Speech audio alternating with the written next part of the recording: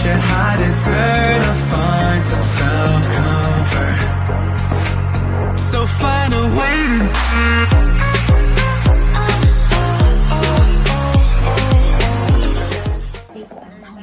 Ako, blessing ko this year, siguro yung nandito pa rin ako sa church, serving pa din sa church at saka actually patuloy akong binibless ng Panginoon ng mabubuting amo. Yung unang amo ko, I've been there for almost 10 years.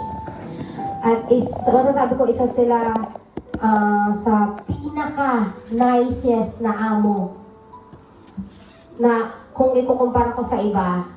And pagkatapos akong i-let go nila kasi pumunta sila Canada, nag-for good yung mga alaga ko. Binigyan ako ng Lord ng mas mabait na amo. Mas mabait dun sa pinanggalingan ko. And sobrang blessed ako kasi yung nagkasakit ako, may sakit ako, and yet doon ako binigay sa mga amo na magiging very concerned sila sa kalagayan ko. At saka hindi nila ako pinagkaitan ng medication, hindi nila ako pinagkaitan ng pagkakataon na makapagpatingin kasi hindi siya ordinary yung sakit natin na ubo, lagnat, sipon or anything. But then, yun, sabi ko nga, binigay sila ng Panginoon sa akin. Parang pinik talaga sila ng Panginoon para ibigay sa akin. So yun yung blessing ko. And salamat sa Panginoon dahil nandito pa rin kayo, nandito pa rin yung mga kaibigan ko, nandito pa rin tayo, and ang prayer ko, dumami tayo sa Sabado. Yun talaga yung prayer namin. Yun, na sana patuloy tayong lumago pare-pareho. Kasi magandang lumalago na magkakasama, di ba?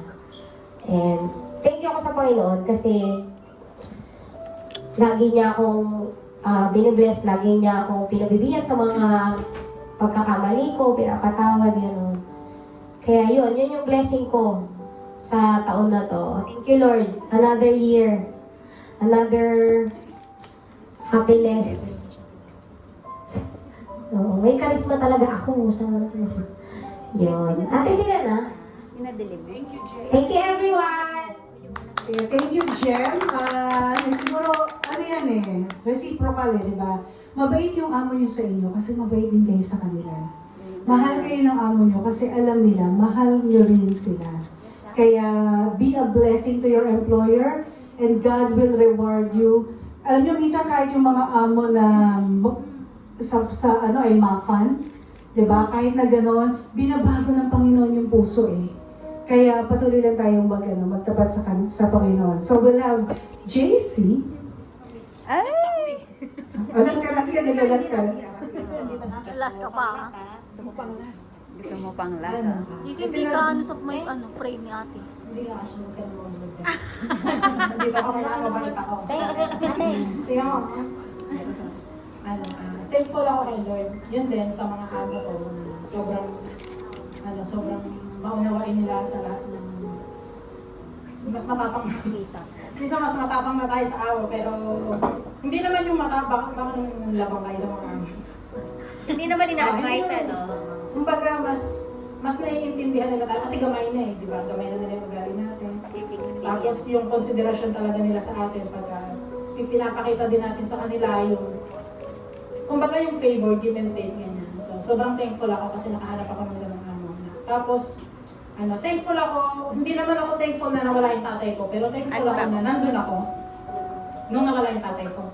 Kumbaga nakapagpaalam ako, at least nakita ko siya, tapos nabigay namin yung mga pangangailangan niya bago siya mawala. Tapos, yun, nagkasama-sama kami, and ewan ko nga kasi, ang tagal nilang hindi nagkita ng nanay ko, siguro mga 20 years na hindi sila nagkita. Tapos yung time na nandun kami, pinapunta ko si mama ko doon sa bahay nila tatay ko para magkausap sila. Tapos 2 days after nung namatay yung tatay ko, kumbaga meron silang, nagkita sila, nagkausap sila. Tapos yun nga, sobrang thankful ako na nandun ako. At least nakasama ko si tatay ko hanggang sa huling sandali niya, kahit na wala man ako doon sa may deathbed niya kasi nga, nasa Bataan ako nung time na yun. And yun, yung health namin. Tsaka pinagpapasalamat ko din na napapayag ko rin si mama ko talaga na tumira sa akin. Talagang, hindi na siya nagmaraming dahilan. Kasi before, kapag niyayaya ko siya, sa akin ka na tumira, marami siyang masyadong dahilan. Kasi nga may mga bisyo siya noon. Yun yung sobra kong pinagpapasalamat kay Lord na sobrang tagal ko kayo pinagpipray na sana maging maayos yung mama ko na mawala yung bisyo niya, yung sa paninigarilyo niya. Although magkasakit siya, pero na gumaling naman sa baga, na umokay naman siya, kaya sobrang thankful din ako. Tapos yun nga, nag-stay siya sa amin. And yun, sobrang thankful din ako na binalik ako ni Lord dito. Thank you. Thank you. Next, we'll have Ate Mary.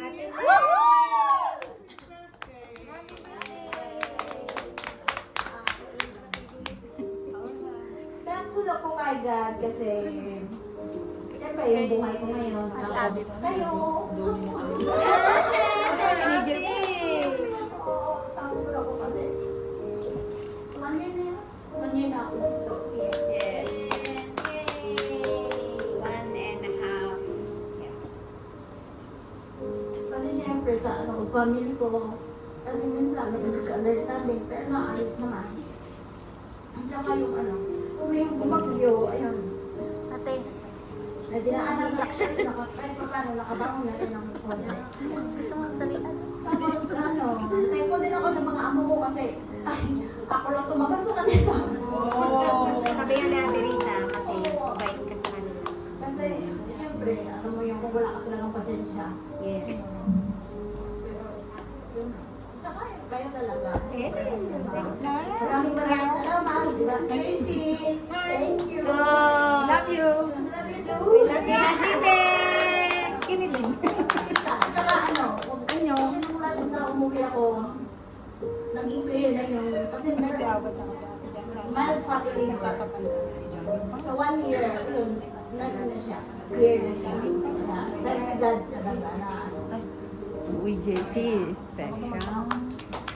Kaya na niya. Kay Ate, happy 1 year sa Island ECC. Happy anniversary! Happy first anniversary! And Ellen, you're next. Ay, you're the last one na. Ate Ellen, You're the last one, you're the last one. Ayaw magkayakap. Special. Yeah! Ate Ellen, go. Ellen, go! Ako, I'm thankful na this year I'm expecting na ma-graduate yung anak ko, pero yung thesis niya hindi pa rin na-apply. So, thankful pa rin ako, nakauwi ako at nagkaroon ng kasama ko yung pamilya ko. And healthy pa rin. Yun lang ang pinaka-importante. And then sa trabaho, kahit mabuha ka yung amo, ano pa rin, kaya pa rin ako. Survive pa din. Nag-stay pa rin naman ako. So, Yes, Ate. blessing din yun. So, learning din sa akin yun na yung siyempre meron kayong mga individual differences, amo and employer and employee relationship. But still, we're okay. And understanding naman din yung amo namin kasi may kasama ako. Sometimes hindi kami nagkakaintindihan ng kasama ko, pero nagiging okay din, siyempre, pasensya lang din natin, no? At thankful din ako na kahit hindi ako every Saturday nandito. Kasi yung nilong ko, hindi naman every Saturday. Sometimes weekdays, sometimes weekday pareha. So, sometimes nandun lang ako sa room. Weekdays, pag Sundays naman, so yun. So, overall, salamat sa Panginoon at healthy yung pamilya ko, wala naman lindol doon sa amin. Safe naman sila, so yun, binagyo lahat. So yun ang pinaka-blessings tapos sa mga friends ko. Yan sila nandito para sa akin. Yes, thank you. And of course, last but not the least, Miss Al, what do you thank God for? Okay.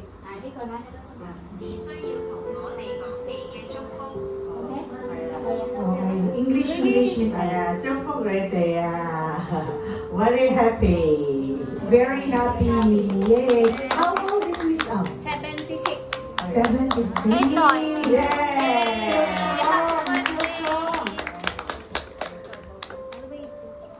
Are you still strong? Sige, pag-pray natin sila, let's pray. Pag-pray natin may mga birthday. By hearing God's faithfulness to them, alam natin na we're blessed kung makikita natin yung faithfulness ng Panginoon sa buhay nila. It's the same faithful God na meron tayo sa buhay natin.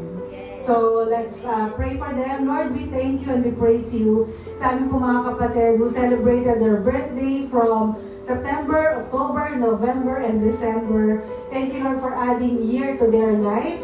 Thank you kay JC, kay Jem, kay Ate Mary, kay Ellen, kay Miss Au, na binigyan po kami ng privilege to celebrate them today. And Lord, thank you, Lord, dahil we alam namin that you are the God who gives the desires of their hearts according to your perfect will, O Lord. Kaya Lord, maraming salamat dahil nakasama namin sila, whether they are here for 1 year, less than 1 year, or more than 1 year. We're so grateful, Lord, na kabahagi sila ng aming Island ECC Filipino Ministry. Kaya Lord, we continue to pray na kayo pang patuloy na mamuna sa kanilang mga buhay. Be with them and their families back home. And Lord, continue to use them for your glory. In Jesus' name we pray. Amen! Alright, you may be seated. And natutuloy lang natin ito. Sa aming mga bisita, this is our time na we are inviting you. Actually, we have gifts for everyone. Tradition na natin to. Tradition na natin to na kapag ka-outreach natin, we give gifts. You will receive a gift bag this afternoon, but at the same time, we want sa mga bisita namin, sabi nga natin, di ba, hindi aksidente na nandito kayo ngayon? We want you to know that there's a gift na meron sa inyo ang Panginoon. And He wants you to receive that gift today.